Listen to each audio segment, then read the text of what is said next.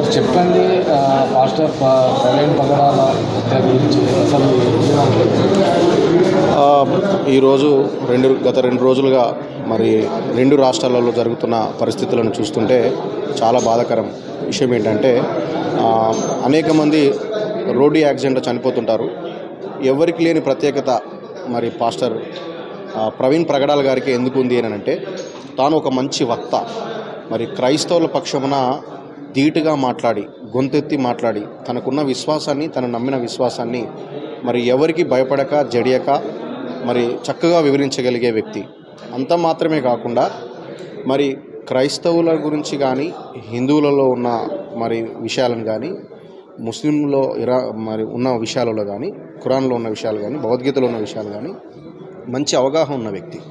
తను మరి సందర్భం వచ్చినప్పుడు ఎవరైనా దాని గురించి డిబేట్ చేసినప్పుడు, పలానా విషయాన్ని, పలానా సబ్జెక్ట్ని ఇలా మాట్లాడాలి, ఇలా ఉంది, మీ బైబిల్లో తప్పు అని చెప్పినప్పుడు, మా బైబిల్ తప్పు కాదు, మరి మా బైబిల్ తప్పు అని మీరు చెప్పే ముందు మీ గ్రంథాలలో ఇలాంటి విషయాలు ఉన్నాయి కదా, మరి వాటి విషయాలను కూడా మీరు ఆలోచన చేయాలి. అట్లా అనడానికి లేదు, మనం అంతా ఒకటే, మా విశ్వాసం మాది, మీ విశ్వాసం మీది అని అనేక మరి మీటింగ్స్లలో కానీ, అనేక డిబేట్స్లో కానీ, ముఖ్యంగా రక్షణ ఛానల్ వేదికగా తాను అనేకమైన ప్రసంగాలు చేశాడు, అనేకమైన డిబేట్స్ చేశాడు. ఆయన మరి అనేకమైన విషయాలను విశ్లేషణంగా చెప్పాడు. అది సత్యమును సత్యంగా చెప్పుతున్న మరి విషయాన్ని జీర్ణించుకోలేక కొంతమంది మరి దుర్మార్గులుగా, మరి మతోన్మాదులుగా ఈ దేశంలో ఉన్న ఇలాంటి చీడ పురుగులు కొంతమంది ఏం చేశారంటే తనను మరి మర్డర్ చేశారని మేము ప్రగాఢంగా నమ్ముతున్నాం. ఎందుకనంటే ఒక వ్యక్తి సాధారణంగా చనిపోయేటప్పుడు యాక్సిడెంట్ అయ్యడానికి కొన్ని లక్షణాలు కనుగొంటారు. అది ఆల్రెడీ మరి పోలీసు వాళ్ళు ఇన్వెస్టిగేట్ చేస్తున్నారు. మా సోదరులు కొంతమంది అక్కడ మరి రాజమండ్రిలో ఉన్న పరిసర ప్రాంతాల నుంచి వచ్చి చేశారు. అది ముమ్మాటికి మర్డర్గానే మేము చిత్రీకరిస్తున్నాం. ఎందుకనంటే తనకు గత కొన్ని మరి నెలలుగా, కొన్ని మరి సంవత్సరాలుగా తనకు వచ్చిన ఫోన్ కాల్స్ కానివ్వండి, తను యూట్యూబ్లో మాట్లాడుతున్న వచ్చిన స్క్రోలింగ్స్ కానివ్వండి, ఏవైతే ఉందో వాటన్నిటిని మేము పరిగణలోకి తీసుకొని ఒక మనిషిపైన చనిపోయినప్పుడు ఇలాంటి ఎందుకు అపండరాలు వేస్తున్నారు అంటే కొన్ని కారణాలు ఉన్నాయి కాబట్టి ఇలాంటి విషయాలను మేము చెప్పక తప్పట్లేదు. అంతగా మాత్రమే కాకుండా ఆయన మరి కొంతమంది అంటున్నారు ఆయన డ్రింక్ చేసి డ్రైవ్ చేశాడని, కొంతమంది రకరకాల కాదండి. డ్రింక్ చేసి డ్రైవ్ చేసేవాడు మరి 3 గ్రంథాలను మరి తను చదివి వివరంగా చెప్పగలిగేటోడు కాదు. తను మంచి వక్త, మంచి ఎడ్యుకేటెడ్, మరి తన విశ్వాసాన్ని నమ్ముకున్న యేసుక్రీస్తు ప్రభుని గురించి ప్రగాఢంగా చెప్పేవాడు. కాబట్టి ఇలాంటి విషయాలు మన 2 తెలుగు రాష్ట్రాలు, ఇటు తెలంగాణలో కానీ, అటు ఆంధ్రప్రదేశ్లో కానీ ఇలాంటి జరగకుండా ఉండాలని, ఇలాంటి జరగడం వలన అనేకమైన అరాచకాలు, అనేకమైన మరి ఆందోళనలు మనం తెలుగు రాష్ట్రాల్లో జరుగుతాయి. కాబట్టి ఇలాంటి జరగకూడదని మేము మరి 2 జరగకుండా చూసుకోవాల్సిందిగా ప్రభుత్వాలకు, మరి ఇటు తెలంగాణ ప్రభుత్వానికి కానీ, అటు ఆంధ్ర ప్రభుత్వానికి కానీ మేము నిర్ణయించుకుంటున్నాం. మరి ఇలా చంపుకుంటూ పోతే మరి ఎంతోమందిని చూస్తున్నాం. మన ఇజ్రాయెల్ గారిని కానివ్వండి, ఈరోజు ప్రవీణ్ పగడాల గారిని కానివ్వండి, ఎంతోమందిని చంపుతున్నారు. క్రైస్తవులు చంపుతుంటే మౌనం వహించాలని మరి మనకి యేసుక్రీస్తు ప్రభుల వారు చెప్పారు. కాబట్టి ఆ మేరకే ఎవరిని మేము తిరిగి కొట్టకుండా ప్రేమపూర్వకంగానే తెలియపరుస్తున్నాం. ఆయనను మరి సత్యం ప్రకటించారని చంపగలిగారు, కానీ సత్యమును ఎవరు ఆపలేరు. ఈ ప్రపంచంలో భూమి ఉన్నంత వరకు, యేసుక్రీస్తు వచ్చేంత వరకు సత్యమును ఎవరు ఆపలేరు. సత్యం ఎప్పటికీ సత్యమే.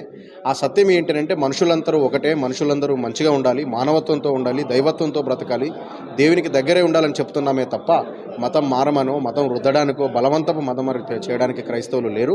ప్రేమ సామ్రాజ్యాన్ని తెలియపరచడానికి మాత్రమే క్రైస్తవ్యం ఉంది. ఆ ప్రేమ సామ్రాజ్యాన్ని ప్రకటించిన వారే ప్రవీణ్ ప్రగడాల గారు. కాబట్టి తాను జీర్ణించుకోలేకనే ఇలాంటి కుట్ర చేశారని మేము తెలియపరుస్తున్నాం. గతంలో బెదిరింపులు కూడా వచ్చినాయి, పోలీసులు ఫిర్యాదు కూడా చేసినామని, ఎలాంటి యాక్షన్ అనేది తీసుకోలేదని కొన్ని వార్తలు వస్తున్నాయి. ఇది ఎంతవరకు వాస్తవం?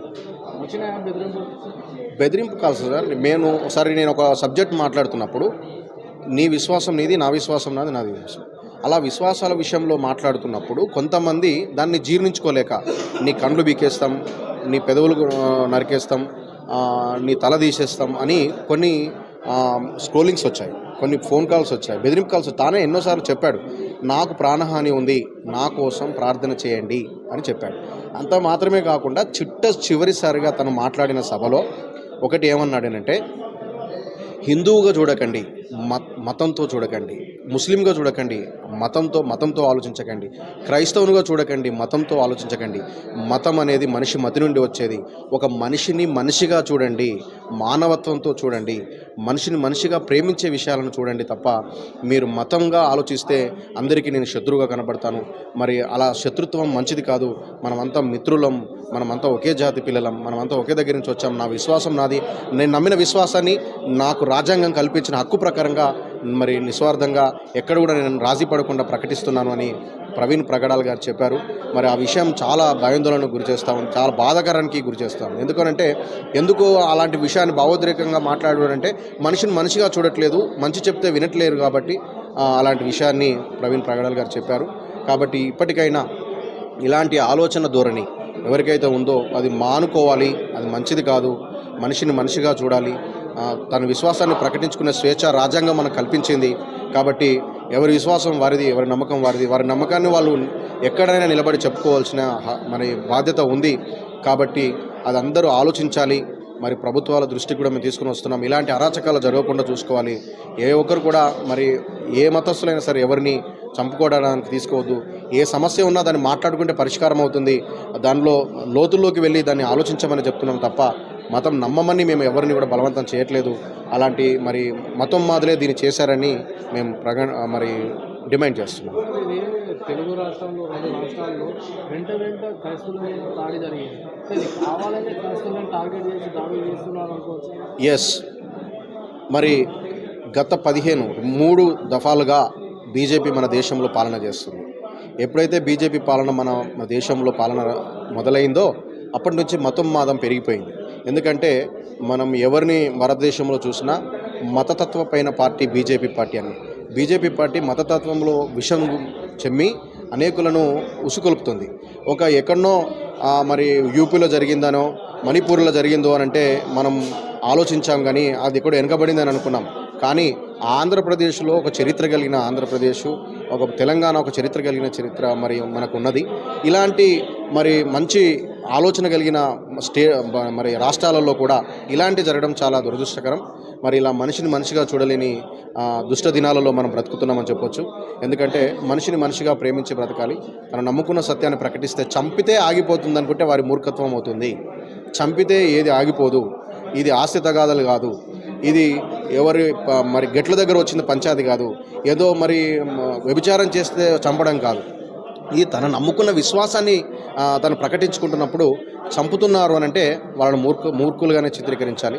బైబిల్ గ్రంథంలో క్రీస్తు పూర్వం అయితే మరి ఎన్నోసార్లుగా ఇలాంటి యుద్ధాలు జరిగినప్పుడు దేవుడు తన ప్రజల పక్షంలో నిలబడి శత్రువులపై దండెత్తినప్పుడు యేసుక్రీస్తు ప్రభుల వారు నేర్పించిన విషయం ఏంటంటే ఒక చెంప కొడితే మరొక చెంప దెబ్బ చూపించమన్నాడు.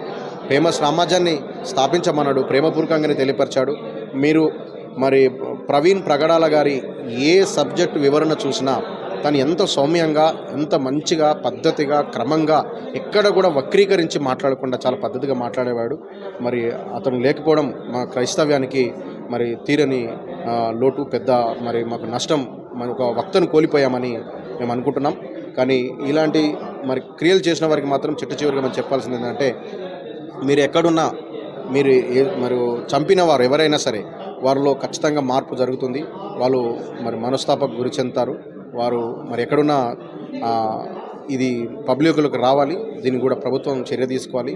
దీన్ని ఇన్వెస్టిగేషన్ చేయాలని మీడియా ద్వారా తెలియజేస్తుంది. అయితే ఈ దాడి జరిగినా కూడా రాజకీయ నాయకులు కానీ అలాగే పొలిటికల్ లీడర్ కానీ ఇలాంటి విధంగా కూడా స్పందించలేదు. అంటే క్రైస్తవులకి మేము భరోసా ఇస్తున్నాం అన్నట్టు ఇలాంటి స్పందించలేదు. దీన్ని ఏ విధంగా చూడవచ్చు? ఇప్పుడు మతం పరమైనది ఏదైనా సరే మన ప్రవీణ్ ప్రగడాల గారు అనేవారు ఒక మత బోధకుడు అని వాళ్ళు మైండ్లో ఉంది. కాబట్టి మతపరమైన దాన్ని ఎక్కడ మేము తొందరగా స్పందించినా, మతపరమైన దేన్ని చేసినా కానీ ఇది మత కల్లోలు లేపినట్టు అవుతుందని చెప్పి ప్రభుత్వం కూడా వెనక ముందు చేస్తూ ఉంది.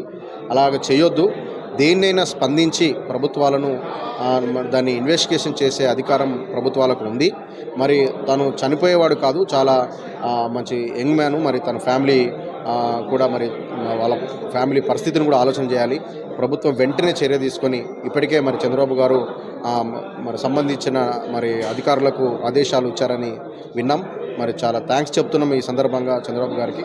అంత మాత్రమే కాకుండా దీన్ని ఏమాత్రం నొక్కి పెట్టకుండా ఉన్నది ఉన్నట్టుగా విశ్లేషణ చేసి ఇలాంటి అరాచకాలు జరగకుండా చూసుకోవాల్సిన బాధ్యత, పూర్తి బాధ్యత ప్రభుత్వంపై ఉందని ఈ సందర్భంగా తెలియజేస్తాను. చివరిసారిగా ప్రవీణ్ పగడాల ఆ రోజు నైట్ డ్రంక్ చేసి బండి ట్రావెల్ చేశారని చెప్పేసి వార్తలు వస్తున్నాయి. ఇది వాస్తవమా సార్? ఒక ప్రేమను, ఒక క్రీస్తు ప్రేమను వెదజల్లేవాడు, తాగొద్దు అని చెప్పేవాడు, అనేకంగా దుర్మార్గంగా మాట్లాడొద్దు అని చెప్పేవాడు, తాగుతాడు అని చిత్రీకరిస్తున్నారు. ఒక మనిషి చనిపోయిన తర్వాత ఆ మనిషి పట్ల చెడుగా మాట్లాడుతున్నారంటే వారి విఘ్నతకు వదిలేస్తున్నాం. తాగేవాడు కాదు, తాగొద్దని చెప్పేవాడు, ఎంతోమంది జీవితాలను బాగు చేసినవాడు ప్రవీణ్ ప్రగడాల గారు. సో అలాంటి వాడు తాగడు, అది అబద్ధం. అలాంటి మాటలు మానుకోవాలి. ఇకనైనా అలాంటి ఉద్దేశాలే తప్పని మేము తెలియపరుస్తాం.